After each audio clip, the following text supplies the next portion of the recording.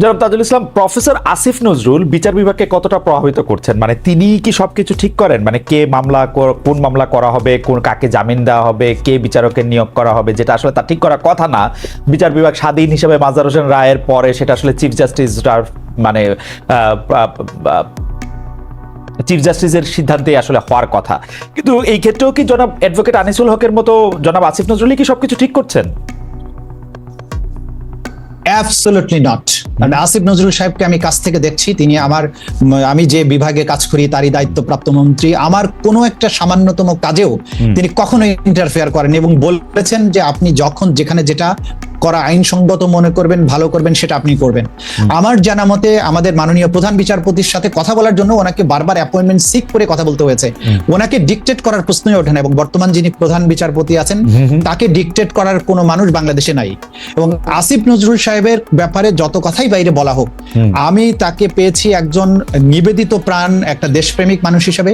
তিনি আপ্রাণ চেষ্টা করে যাচ্ছেন বিচার বিভাগে প্রভাব বিস্তার তো দূরে থাক, বিভাগের কোনো জায়গায় কোনো রকম প্রশ্ন তৈরি হোক, এটা যাতে না হয় সেটা আমাকে দিনে রাতে উনি বলেছেন যে তাজুল আপনারা চেষ্টা করেন যে সমস্ত কিছু যেন বিতর্কের ঊর্ধ্বে থাকে।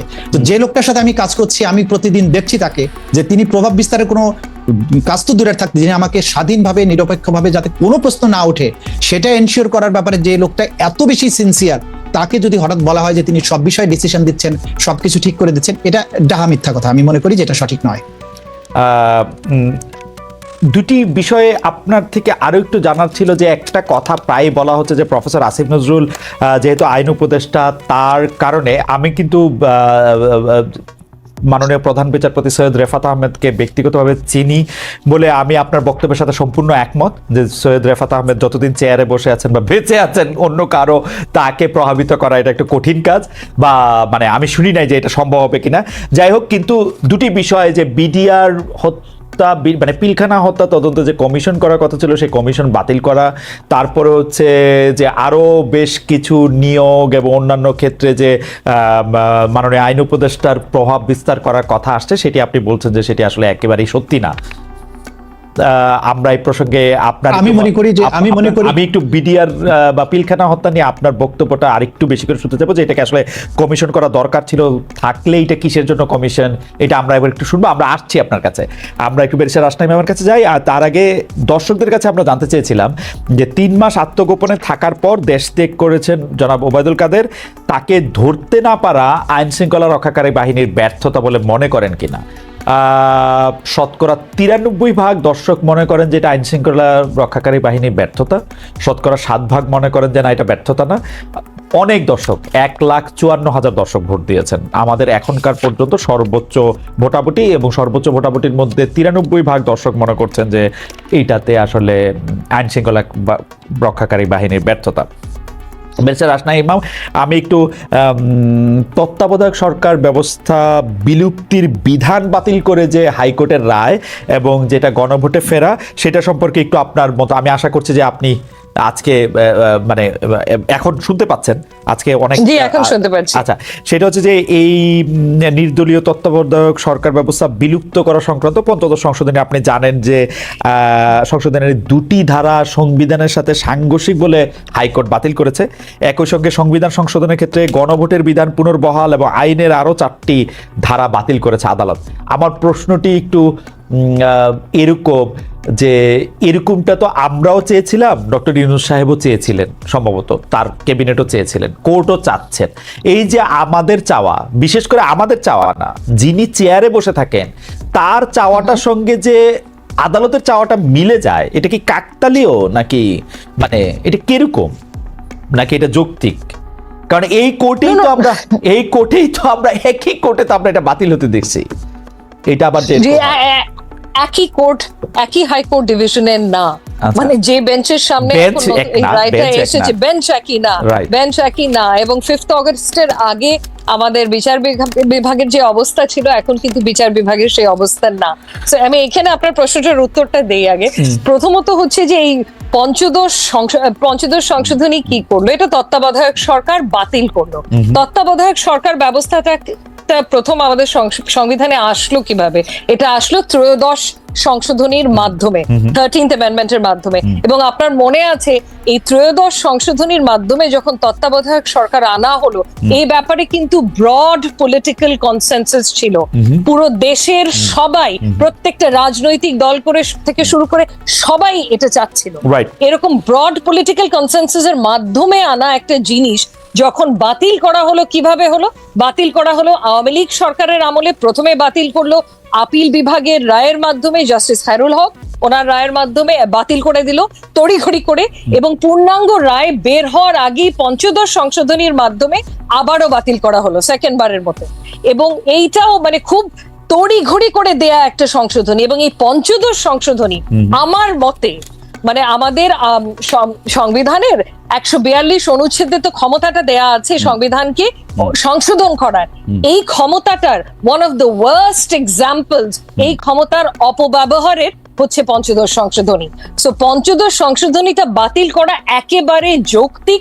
এটা অনেক আগে করা উচিত ছিল। এটা তো পাশই করার কথা না, কারণ এটা আমাদের সংবিধানের পুরো চরিত্রটাকেই তো পাল্টে ফেলে। কারণ তত্ত্বাবধায়ক সরকার তো শুধু একজনের চাওয়া না, এটা সবার চাওয়া ছিল। কিন্তু এটা যখন বাতিল হয়েছে, খালেদ ভাই একটু বলেনি, বাতিল হয়েছে কিন্তু ইউনিল্যাটারালি। তখন পার্লামেন্টেও আওয়ামী লীগের রাজত্ব ছিল। ওইরকম একটা পরিস্থিতিতে তড়িঘড়ি করে এটাকে বাতিল করা হলো।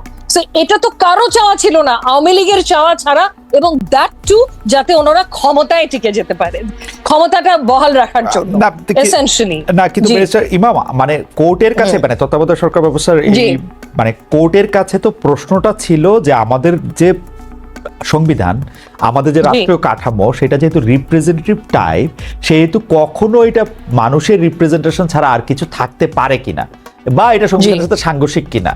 তো কোর্টের তো এখানে আর কিছু করার ছিল কি? ওকে তো প্রশ্নই করা হয়েছে যে আমাদের দেশের সংবিধান অনুযায়ী রাষ্ট্র পরিচালনার ক্ষেত্রে কখনো কি অনির্বাচিত বা যারা জনপ্রতিনিধি না তারা আসলে ক্ষমতা থাকতে পারে কিনা, রাষ্ট্র পরিচালনা করতে পারে কিনা, 1 মিনিটের জন্য পারে কিনা, 5 দিনের জন্য পারে কিনা। তো ওইটার মধ্যে আর কি বলবে, মানে আপনার কাছে কি মনে হয় একজন জুরিস্ট হিসেবে আপনার কাছে প্রশ্ন যে বাংলাদেশের সংবিধান কাঠামো সেটাতে আপনি পারেন কিনা অনির্বাচিত কাউকে ক্ষমতায় রাখতে? আসলে এখানে আমি বলি, এই আপনি যে আর্গুমেন্টটা করেছেন, এটা একটা আর্গুমেন্ট যেটা হয়তো দেয়া হয়েছিল এটাকে জাস্টিফাই করার জন্য এই পঞ্চদশ সংশোধনী থেকে, কিন্তু আমার মতে এটা অত্যন্ত দুর্বল একটা আর্গুমেন্ট। তার মেইন কারণটা হচ্ছে তত্ত্বাবধায়ক সরকারের ম্যান্ডেটটা কি? তত্ত্বাবধায়ক সরকারের ম্যান্ডেট কিন্তু অত্যন্ত সীমিত। তাদের ম্যান্ডেট হচ্ছে ফ্রি ফেয়ার অংশগ্রহণমূলক একটা নির্বাচন দেয়া, এবং তাদের সময়সীমাটাও সীমিত 3 মাস।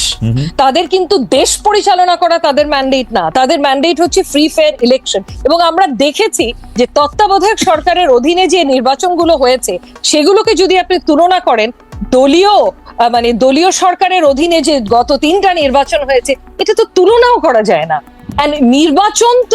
নির্বাচন যদি ফ্রি ফেয়ার না হয় তাহলে আমি গণতন্ত্রের কথা কিভাবে বলি? এই নির্বাচনের মাধ্যমেই তো আমরা জনগণের অংশগ্রহণটা নিশ্চিত করি। সো নির্বাচনটা ফ্রি ফেয়ার করার জন্য তত্ত্বাবধায়ক সরকার ক্রিটিক্যাল। আমার মতে তত্ত্বাবধায়ক সরকারটা ব্যবস্থাটা ডেমোক্রেসির সাথে, মানে গণতন্ত্রের সাথে ইন্টেগ্রালি লিঙ্কড আমাদের দেশের প্রেক্ষাপটে। এবং শুধু আমি যে অ্যাবস্ট্রাক্ট কথা বলছি, একাডেমিক কথা বলছি তা না, আমাদের লিভড এক্সপিরিয়েন্স। আপনি গত 3টা নির্বাচন দেখেছেন, আপনি তত্ত্বাবধায়ক সরকারের অধীনে 2টা নির্বাচন দেখেছেন। এই দুটো কম্পেয়ার করলেই কিন্তু বোঝা যায় কোনটা কাজ করছে গণতন্ত্রের জন্য, কোনটা কাজ করছে না। সো আমার তো মনে হয় 100% যুক্তিগত কারণ আছে পঞ্চদশ সংশোধনীর এই প্রভিশন গুলো বাতিল করার পেছনে। ওকে, আমি জনাব তাজুল ইসলামের কাছে ফিরি। রাশনা, আপনাকে ধন্যবাদ। আমি একটু জনাব তাজুল ইসলামের কাছে ফিরি। আমি এই প্রশ্নটাই, এই পঞ্চদশ সংশোধনী বাতিলে হাইকোর্টের রায় এবং সেটা আসলে নির্বাহী বিভাগের চাওয়ার সাথে বিচার বিভাগের চাওয়ার এত মিল বারবার ঘটে কেন, এইটা নিয়ে একটু আপনার কাছে জানতে চাই। এবং পাশাপাশি এই প্রশ্নটাও করতে চাই, যদি এখন পঞ্চদশ সংশোধনী মানে সোজা কথা তত্ত্বাবধায়ক সরকার ব্যবস্থা যদি ফিরে আসে, মানে ত্রয়োদশ সংশোধনী যদি বহাল হয়, আপনি আবার আগের সিস্টেমে চান কিনা সর্বশেষ অবসরপ্রাপ্ত প্রধান বিচারপতি? কেউ কেউ এই আর্গুমেন্ট দিয়েছিলেন যে এই পদটা পাওয়ার জন্য আসলে নানাভাবে এটাকে ব্যবহারও করা হচ্ছে। আপনার কাছে কি মনে হয় জনাব তাজুল ইসলাম? আমরা দেখেছি যে বিএনপির আমলে রাতারাতি বিচারকদের বয়স বাড়ানো হয়েছিল সংবিধান সংশোধন করে, যাতে একজন পার্টিকুলার ব্যক্তি সর্বশেষ অবসরপ্রাপ্ত প্রধান বিচারপতি হন।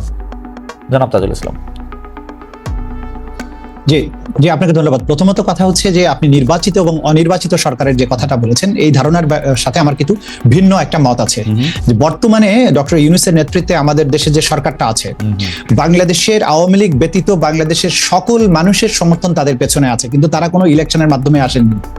আমাদের সংবিধানে বলা হয়েছে জনগণের ইচ্ছা এবং অভিপ্রায় হচ্ছে প্রজাতন্ত্রের সর্বোচ্চ আইন। সুতরাং ডক্টর ইউনূসের সরকার বাংলাদেশের 18 কোটি মানুষের মধ্যে 17 কোটি মানুষের সমর্থন নিয়ে আছে। তাহলে আপনি যদি বলতে চান যে অনির্বাচিত সরকার 1 মিনিটও চালানো উচিত নয়, তাহলে ডক্টর ইউনূসের সরকার কি চালাবেন না? ডক্টর ইউনূস চালাচ্ছেন বাংলাদেশের সিংহভাগ মানুষের সমর্থন নিয়ে। This is number 1। আমি কি একটা প্রশ্ন করতে পারি? জনগণের ইচ্ছা ও অভিপ্রায় বোঝার তো উপায় আমাদের সংবিধানে একরকমই বলে দিছে, তাই না? নির্বাচন, আমাদের সংবিধান কি জনগণের ইচ্ছা আর অভিপ্রায় কি আর কি রকম বলছে? আছে আছে। এই যে যেমন ধরেন এই যে বিপ্লব, যে বিপ্লব 5ই আগস্ট হয়েছে, বাংলাদেশের সিংহভাগ মানুষ চেয়েছে যে হাসিনার মতো একটা নিকৃষ্ট ফ্যাসিস্ট বাংলাদেশ থেকে চলে যাক। সে নির্বাচনের নামে তামাশা করেছে। এইটা জনগণের ইচ্ছা প্রকাশের মাধ্যম ছিল নির্বাচন। সেই নির্বাচন ব্যবস্থাটাকে আপনি ধ্বংস করে দিয়েছেন।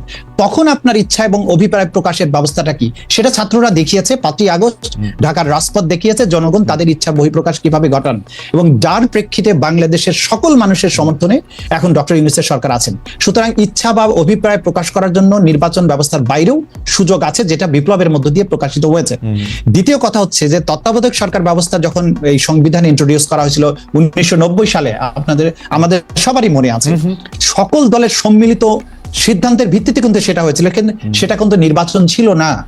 সুতরাং জনগণের ইচ্ছা এবং অভিপ্রায়ের মাধ্যমেই তত্ত্বাবধায়ক ব্যবস্থাটা এসেছে। সুতরাং 3 মাসের জন্য তারা যে একটা বিশেষ দায়িত্ব পালন করেন, এইটা তারা অনির্বাচিত হিসেবে সালে কিন্তু অ্যাজ সাচ এইভাবে বলার সুযোগ নেই, কারণ তাদের এই মাননীয় চিফ প্রসিকিউটর 90 সালে কিন্তু তত্ত্বাবধায়ক সরকার ব্যবস্থা আসে নাই, একটা অস্থায়ী রাষ্ট্র কাঠামো আসছে। তত্ত্বাবধায়ক সরকার ব্যবস্থা আসছে কিন্তু 96 সালে জনগণের অভিপ্রায় দিয়ে, সংসদ দিয়ে আসছে 96 সালে, ঠিক আছে।